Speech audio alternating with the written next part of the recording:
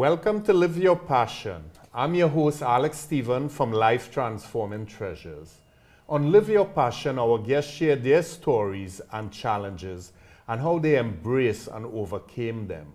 Hopefully, you can take some of their wisdoms that can help you on your journey. I'm an author, a speaker, and a life transformation coach. You can go to my website, alexstephen.com, and get your free copy of 7 Keys to Your Dream Lifestyle. This morning, my guest is Alain Dagba, and I'll have him introduce himself. Welcome, Alain. Thank you very much for having me. My name is Alain Dagba. I am originally from Togo, West Africa. I'm first of all a husband and a father, and also I'm a motivational speaker, a life coach, and a minister. Yeah, great. Well, great to have you on the show. Absolutely. I know we spoke a little while back, and it's very exciting. The more I read your story and the more we talk, I think you have so much to share with the audience. Absolutely. Fits in so much with the show Live Your Passion, because that's what you're doing now. So I know you want to share where you came from, Togo, but very interesting story from the pregnancy your mom had with you. Yes. I heard about it, but first time I'm meeting somebody who's been so long in the womb, so to speak. Yeah. So you could start us off by telling us that story and how things progressed for you from that point. Absolutely. Well, the story is very simple. There was this lady, my dad and my uncle, they went to her funeral. She was dead.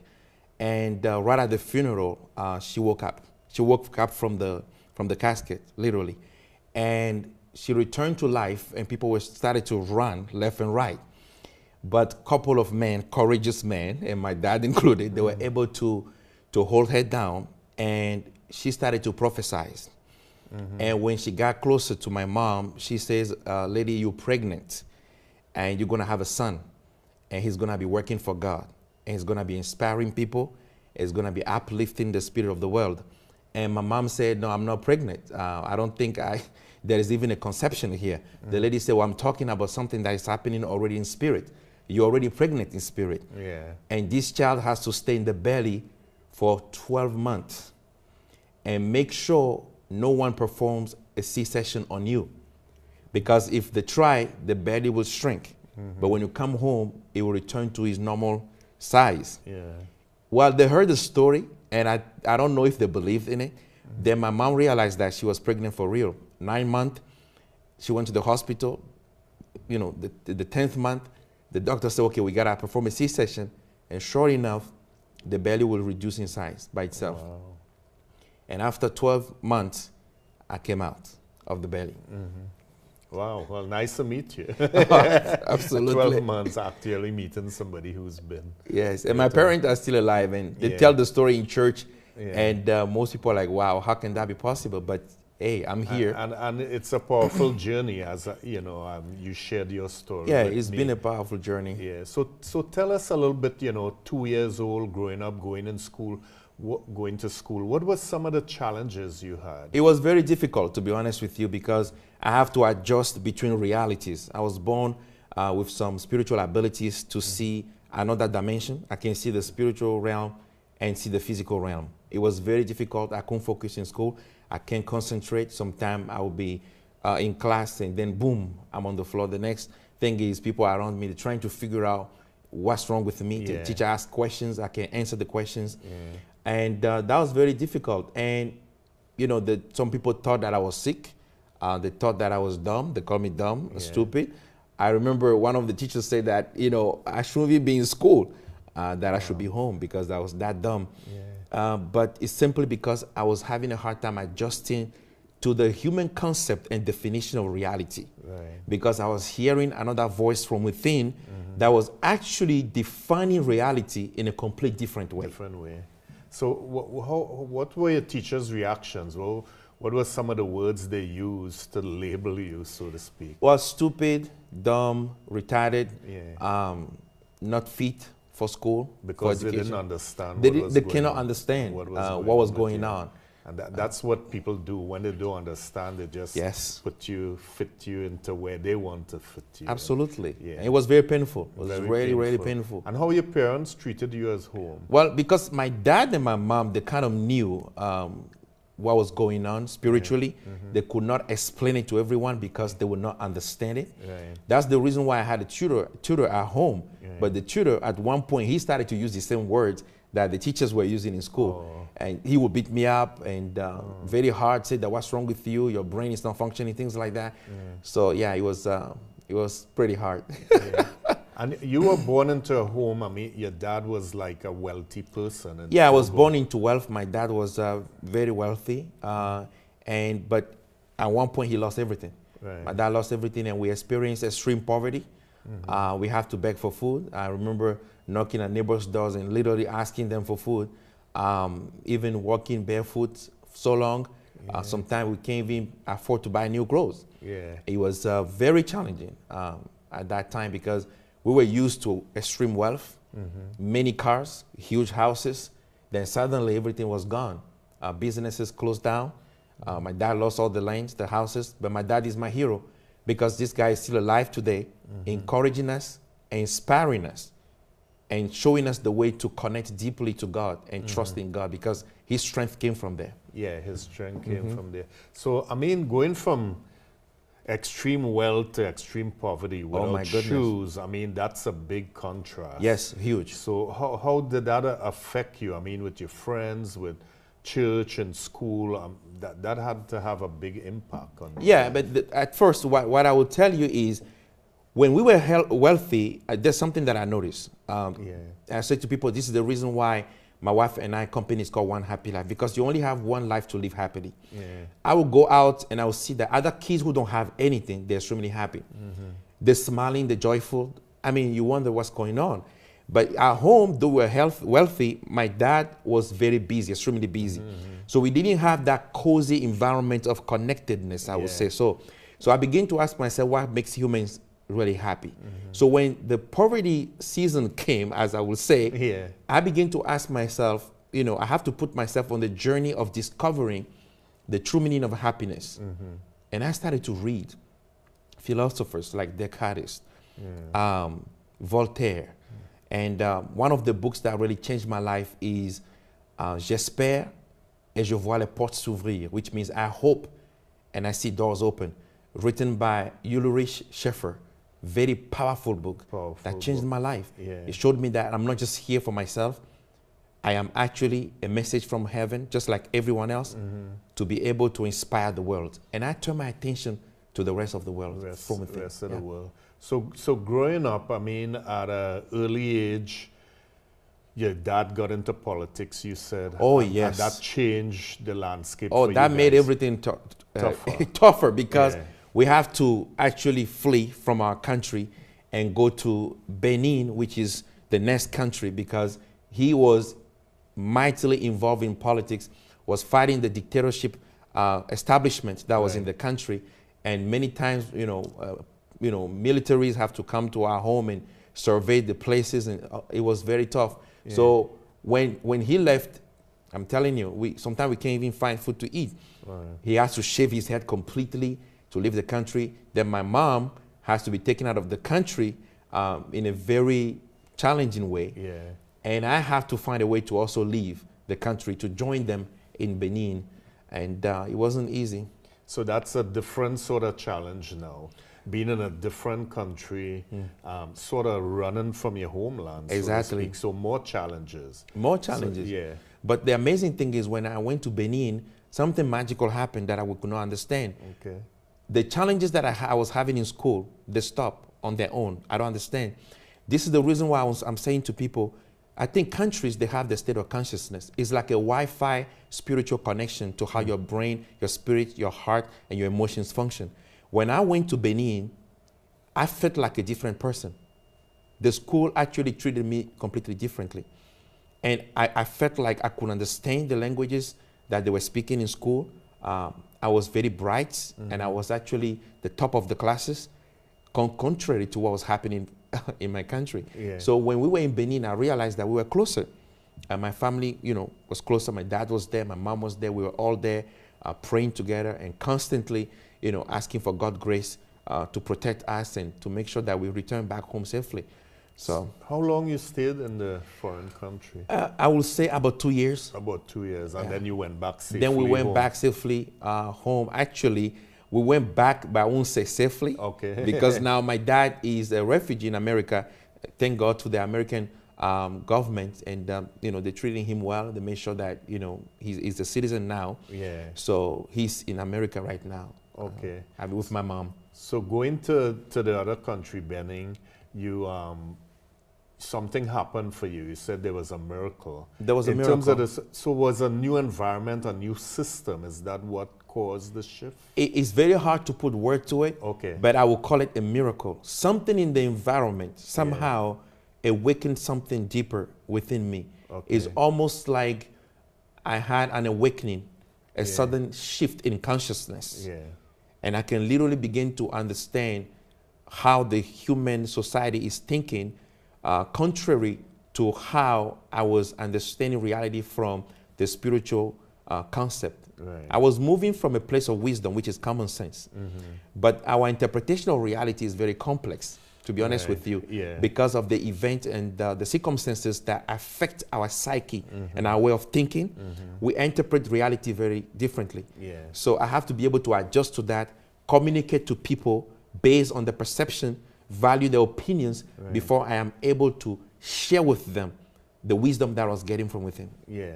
So share with us a little bit. You know, you went through some of the challenges you had from birth, in school, then having to flee your country, your dad going from a very wealthy man, you know, top 1 or 2 in the country, to extreme poverty, without food, without, you know, essentials like shoes. And things shifted for you in the new environment. Share with us some of the spiritual experiences you started having as you grew older. Like, I think you said around 12 things were... Around 12, I will have out-of-body experiences, which means I will feel like I'm stepping out of my body, and an angel will actually appear in my room and take me to places. I have been to places that I haven't been physically. And many times my wife will tell me, we go to places and I'm like, I came here before, I've been here before. It feels like a deja vu because my subconscious mind probably remembered the traveling experience that I had. And the other thing is I was able to also tap into the future when I was very young. But it's very important to also understand that the future is nothing, tapping into the future is nothing supernatural really. It's almost like you plant a seed today, and if that seed that has to take 3 months to actually grow to become a tree, the moment you plant the seed, 3 months in the future, the tree is already there. The moment you set a cause, you already have the effects. It's just a matter of time for it to manifest. So if you remove the seed, the future will change. The future will change immediately. So whatever you're doing right now is already creating a ripple effect in the future. So I'll be able to tell people literally what's going to come next. But I didn't use the gift properly, not consciously, but because some people begin to be very frightened by that. And that caused a lot of problems, especially when I started to grow in the church environment. We will have a moment of prayer, then I begin to tell people straightforward what is happening to them in their lives. It started to get very scary. Some people stopped coming to prayer and things like that, start to devilish me and all kind of things like that. Then they couldn't understand. Then I stopped. I stopped literally. You stopped. But I know you shared with me that you were sick at one point in time. And there were a lot of pastors, different people trying to help you, and they could not. But there was this one pastor that did. Between the age of 8 and 10, I was very sick. These dark forces that came and they crippled me. Basically, I couldn't get up. Physically. I will see them in my dreams, and what they will say, like, I will not fulfill my mission. They will take my life, basically. Priests came, they prayed. People were praying. All kind of pastors were coming to pray. Some people who couldn't understand it, they were saying that, okay, maybe I have a devilish spirit, maybe an evil spirit is using me. But if I can remember the word of Jesus Christ, the kingdom cannot be divided against itself, otherwise it won't stand. Why would demons attack me if I was one of them? So, but one day, something miraculous, an old pastor, friend of my dad, suddenly got a dream, And in the dream, he was told by this being that he should come and pray for me. This man he hadn't seen my dad for a long time. He started to look for me, ask everywhere, go to family members. Finally, he got to our home. My dad saw him. My dad like, where'd you come from? He said, it's a long story. I had a dream. I heard that one of your sons is sick, and I should pray for him because he has a mission. Guess what? These pastors who were coming in the house, they were praying so heavily and seriously, nothing was happening. This pastor came. His name is Christian. He just asked for olive oil. And he said, bring me the boy. They carried me. I came. He poured the oil on my head. The guy didn't even scream, didn't yell, nothing. He just laid hand on my head. And he said, in the name of Jesus Christ, rise and walk. I'm telling you, something just descended into my consciousness all over my body. Instantly, I was healed. Instantly. No screaming, he wasn't doing no show, nothing. The man was just calm, relaxed, lay hand on me, pour the oil, and just say, in the name of Jesus Christ, rise and walk. And I did. You did. Amazingly so. So you had some pretty great experiences. A lot of people haven't understood it. But tell us a little bit, how you transition from those challenging times, so people not understanding you, people in school, your teachers calling you different names. What made, how you created that shift, so to speak? I know you shared some like reading, some of the philosophers and some, but share with the audience. The audience wants to know how you got to that point. You see, when you are facing any challenge in life, the most important thing is to focus on your emotions. Your emotions really means energy in motion. Think of it as water. When you add sugar to it, it turns into sweet water. When you add salt, it turns into salty water. Your emotions, they are like water. The thoughts you inject into it is what will give it its nature. So I have learned from wisdom from within, which is common sense. Change your thoughts. Add a new thought to the feeling that you are having. You will be able to transmute that feeling into an energy in motion, which is emotion, that will propel you into another dimension. Remember one thing, your events will become your personality. But before they can become your personality, they have to become your belief. So events will become beliefs, beliefs will become personality, personalities will become voices. These voices, they'll become choices and decisions. And these choices and decisions, they will formulate the event of your life. So the moment you understand that deep within you, there is a force, there is a nature in you that is authentic. You are not the product of your environment. You existed before your environment. There's a difference between a person and a personality. The person that you are is love. Where do you see it? It's all around you. The life force that is within you is also the same life force that is flowing in everything. You see flowers, you say they're beautiful. Let me tell you something. That same life force that is producing beauty in the flowers is also in you. In your person, you are beautiful. Begin to inject those thoughts into the feelings that you have. If someone calls you ugly, go back within yourself. Close your eyes. Jesus will call it, close the windows and go within and say, I am beautiful, just like the flowers. I am shining, just like the sun. I am fruitful, just like the trees. I am free, just like the birds. I am transparent, just like the water. You got to find something in creation that will reveal to you your authentic self and say it to yourself. That will cause the shift. Yeah, that's pretty powerful. It is. And that's what people want to hear, how, because they have their own challenges. May not be the same one like you, but they want to see, how you came out of it. Yes. And that is, our power is within us. We all looking outside. For the power. And it's within us, and we just try to conform to society. And that's where the pain comes from. That's where it comes from. Once we understand that we came with everything. Yeah. And I say to people, the day God gave the trees, he also gave the tables, the chairs, the papers, Yeah. and everything we crafted out of the trees. Out of the trees. The same way, the moment he gave you the breath, out of that breath that is within you, you can craft your destiny. Yeah. That's where the power lies. That's what the power is. Absolutely. That's where the power. So the very powerful story, you know, how you made the shift. You did a lot of reading and growing up as a teenager, how, you know, things, were you starting to get accepted in church and school? Did things start to shift for you now? As a teenager, it was easier. Okay. Because when I started to read, especially the philosophers, a lot of poetry like Shakespeare and things like that, it began to shape my mind to understand how I can bring both realities that I was experiencing with what is being taught in schools, to be honest with you.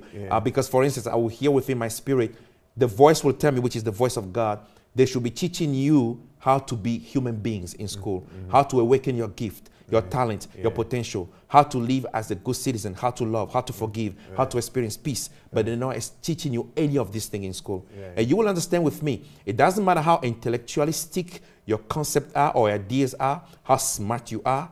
If you have a bad character, you cannot influence the world positively. You cannot make the right decisions. You will destroy people's life. So what happened to me as a teenager, when I began to adjust, to the concept of what people believe and to the concept of what we really are, I was able to make very good friends. By doing what? By helping people. I will not mention to them that they're going to have this problem.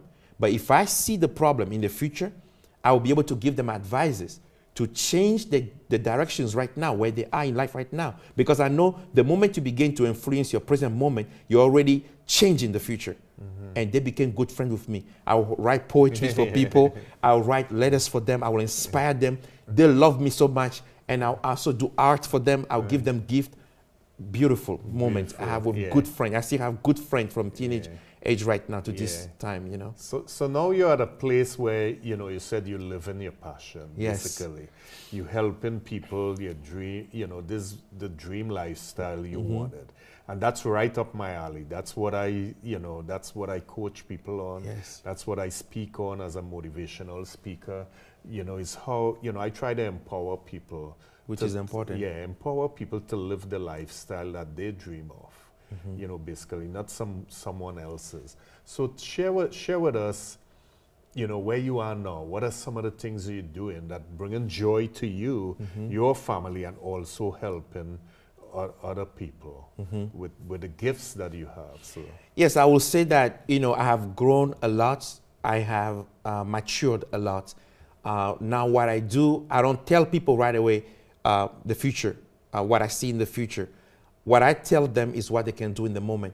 So I will do one-on-one coaching with people. I will coach people in their personal life, in their businesses, at the corporate level, leaders who want to make right decisions, they don't know what to do. Relationship, people with dating issues, people who are going through marital issues and challenges. When I meet them on a one-on-one basis, I will teach them and coach them, you know, what they need to do and give them advices. Because most of the, let me tell you something, if you had the same past as somebody, you're going to think like them. If you had the same pain as someone, you're going to begin to act like the person. So what is the difference really is our experiences. So taking them to the subconscious mind where they can reverse the painful moment so that they can have clarity of mind to make better decisions. That's what I do as, you know, on a one-on-one coaching. Now, I also do public speaking, coaching groups, training people to follow their dreams, their passion. I explain to people that you didn't just come here to figure out what you're supposed to do. Your passion brought you here. It's because the passion existed that you have existence. Let me explain. Before we create cell phones, we have to see the need for communication. So the problem is what triggered the idea of creating the cell phones. So I ask people, what problem the divine saw in the world that triggered your creation? When he created you, he created it uniquely to solve a problem. And he put some applications in you. We call it today apps. And those applications, they are your talent, your gift, your potential. There's something that you are passionate about. If you read the story of Moses, for instance, it spoke about the burning bush and God talking to Moses through the burning bush. That burning bush is our passion, is a flame in us through that flame, you hear the voice of the divine that tells you what you're supposed to do. So I coach people in that, in those areas. Lastly, I have developed a brand, and I know you heard about it. It's called the Art of Happiness webinar. Yeah. My God, is transforming people's lives. Yeah. It's taking them from the place where they were, they feel weak. It takes them way back to the challenges they face. We reverse it. Then we awaken the passion within them. Then we turn that passion into a dream. Then we bring the dream into a business. Then we build a network around the business where they will spend no money, but put their ideas, their product, their services out there and make income. And at the end of it, they'll be able to support a cause as philanthropists in the world. Yeah, very powerful.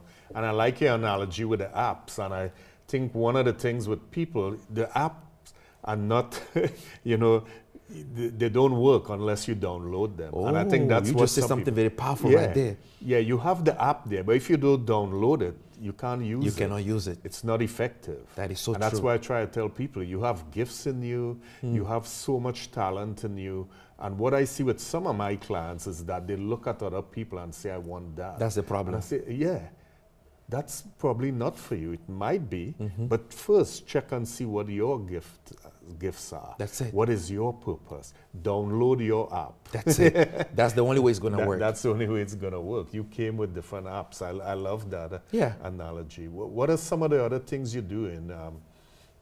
You're doing some coaching for the E4 too? You in that coaching? No, I'm not in that. Right now, the webinar is taking all my time. Yeah. A lot of people are enjoying it.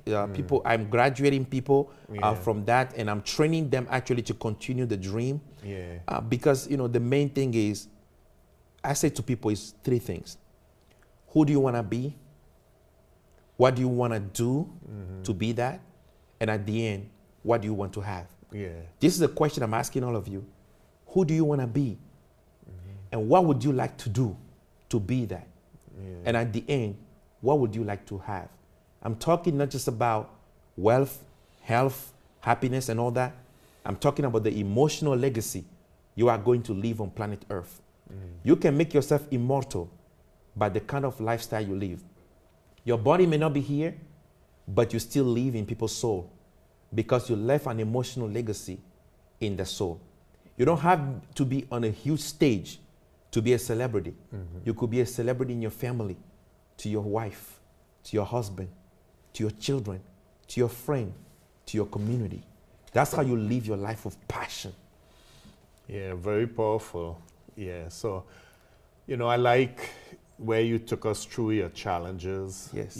Even before birth, someone prophesy. Yes. Very powerful. People who don't understand it, scared. Yeah, very scared. And rightfully so. And you went through your challenges. A lot of things you embraced. You went from wealth to poverty. So and that's where great coaches come from. That's it. It's from their experience. It's not just, and I've nothing against people who just go and train and get a certificate, but you cannot beat the real life experience. It's impossible. Yeah, when you make that bridge with that person that you're coaching, because you have that experience and you could tell them, look at it this way.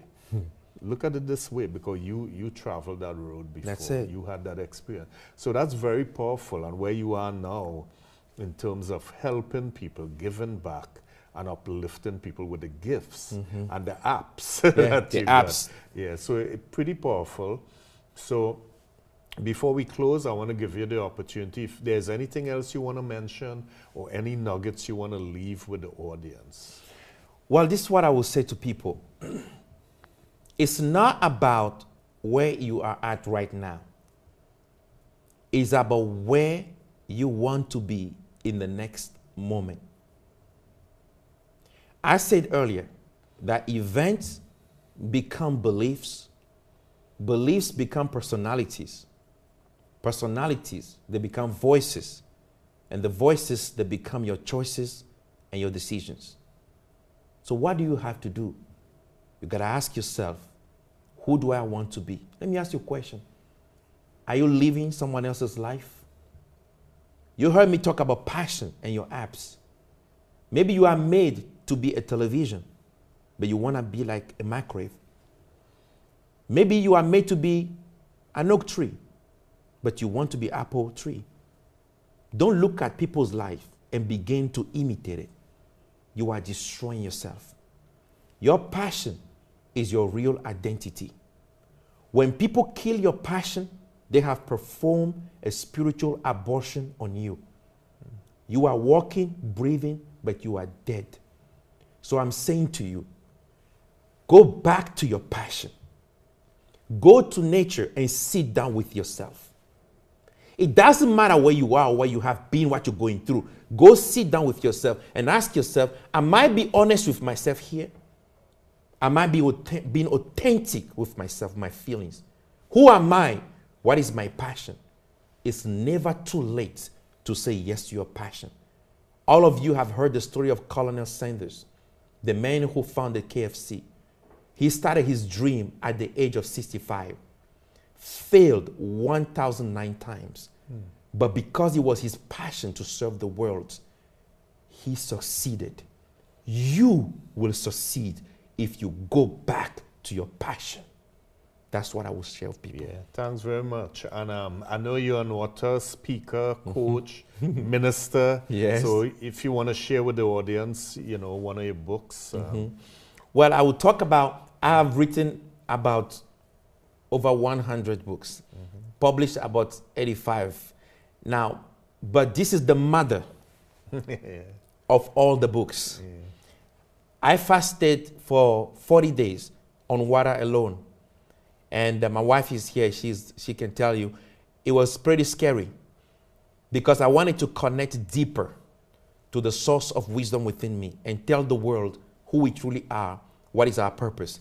This book is called Secrets to Divine Manifestations, Finding Your Life Purpose Through the Rebirth of Your Soul. Great wisdom. It has prayers, affirmations, techniques about how to literally reinvent your life. Because you know we have been given the power to recreate and reinvent ourselves. This book is a guide to that. And right now I have it on my website. I think they can download the ebook for $12, something like that. But I made it available so that people can read it, so that they can experience what I'm talking about here. Yeah. Share with us your website and how people could contact you. Well, they can go to www.coachalaindagba.com. CoachAlainDagba.com. Alain is A-L-A-I-N. Dagba is D-A-G-B-A.com. Or you can also download the app, the application from your phone, Android or Apple phone or Amazon store is One Happy Life. Number One Happy Life, one word. It will show up with an icon with number one and a green background. And you can have access to great inspirational videos and blogs that are shared there. You will also be able to be familiar with the webinar that I'm producing right now called The Art of Happiness. You'll see the picture of the graduates and what they're sharing about the webinar, and you are free to join us. Yeah, and powerful stuff. Really appreciate you coming, sharing your story, and I'm sure people in the audience really appreciate what you share with us today. And it's really been great. Thank you. Gracing us with your presence. Thank you, And Alex. one of the things I like to do on my show is present, I like to present you with one of my books. It's Courage in Our Hearts, Family's Love Story. And it's written by me and my wife and two kids, Larry and Charisma, and my wife, Raz. And the forward is by the famous Les Brown. So I want to present this to you. Oh, thank you. And being a guest on my show. Thank you. I really appreciate it. Yeah. And the other thing I like to do is read the quote of the day. Could find what today's date is. From my book, which is Inspirational Life Quotes, a collection for your daily motivation.